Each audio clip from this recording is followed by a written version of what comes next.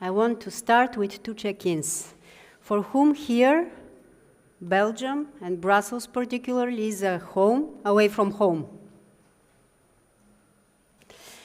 Who here in the room is both worried and also enthusiastic about our future with AI? Okay, you are my people.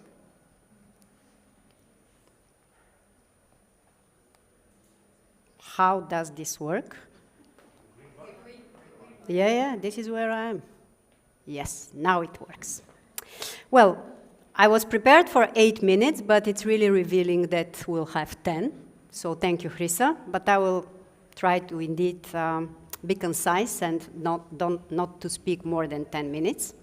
What I will share with you today are some lessons we learned and some observations that I made in the past couple of years, which are the intersection between culture and technology indeed, and how they both affect our lives and the patterns maybe that we repeat, as Chrissa said.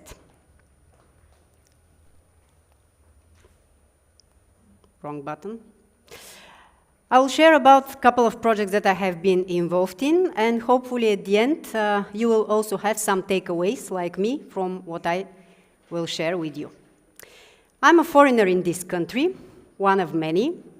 I work here, so maybe this makes me an expat. Sounds good, but it's not true. My husband is the real expat because he was invited to come and work here 6 years ago. Me and our children joined him, and since then I'm creating opportunities for myself through founding my own company, New Mindset Coaching and Training. Does this make me immigrant? Feels a bit loaded. What I prefer to call it is dream immigrant. Someone who arrives already established with skill set, with knowledge and experience in what they have chosen for them as career, and actually continues the journey from whatever they are. I'm 2.5 hours away from my home country, Bulgaria, with a flight. But before, when I used to live in Sofia, which is the capital of Bulgaria, I was 6 hours drive car from my hometown. So it's a matter of perspective. Perspectives is what I want to focus your attention on today. And I will share with you about 3 projects that I have been involved in the past years, and I'm still in them, that shifted my perspective towards work and life. The first one is an Erasmus Plus project in which we had and still have the ambitious goal to empower teachers for the AI era. It means that we trained in Belgium for AI navigators to serve as mentors to their colleagues, secondary teachers in schools in Belgium, and to help them acquire AI, got enthusiastic about AI, and implement AI the right way in their daily work. This all started with intense 5-day training last summer, and here where the resistance from their side actually started. In the training, we included, of course, a lot of AI literacy, but also as much as ethics, coaching, and mentoring skills. What they gave us as an immediate feedback was why coaching skills, why mentoring skills? We are supposed to be AI navigators, not AI counselors. We are pretty good already in the human skills, so maybe give us more AI understanding and literacy.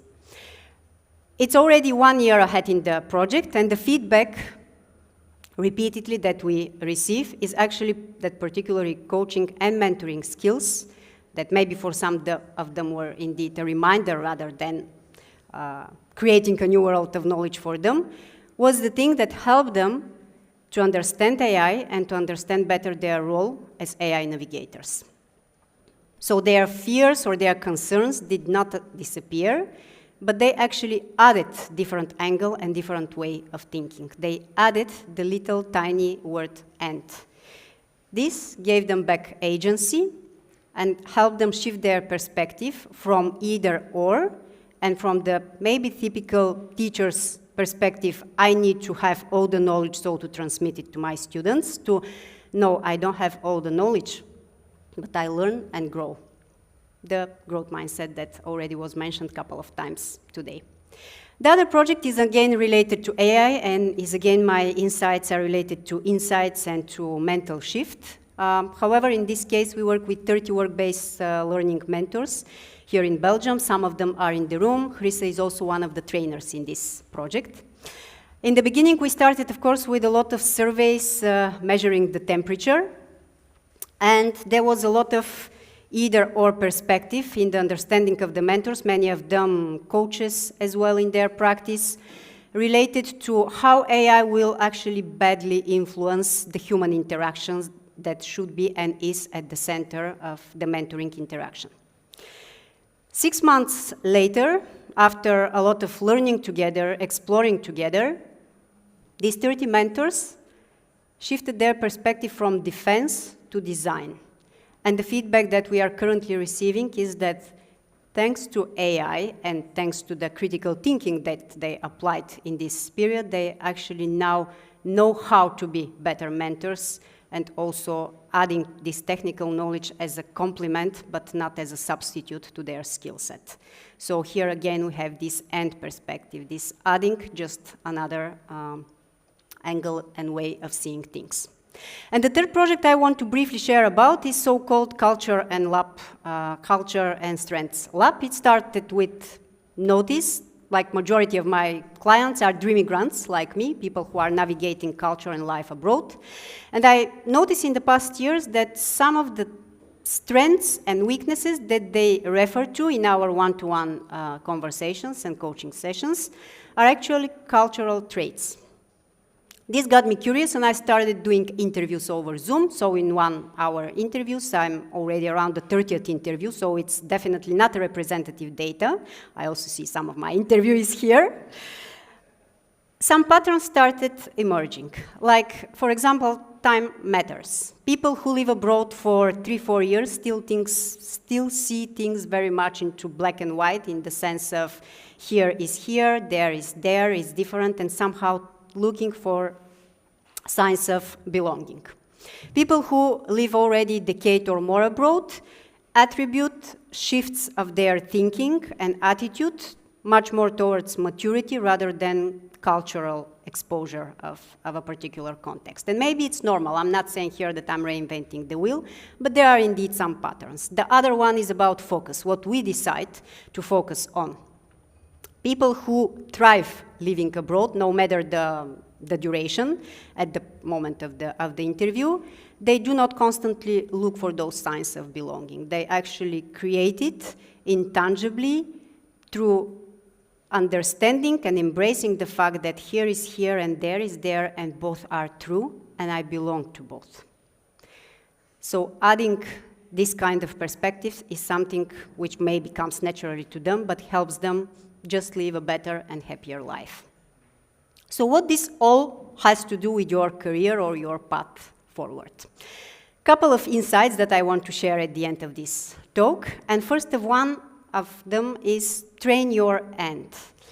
Black and white thinking sometimes may look even stylish, the way black and white outfit may look like, but what creates the uniqueness of your outfit is actually the red shoes, yellow scarf, the detail that you can and decide to add.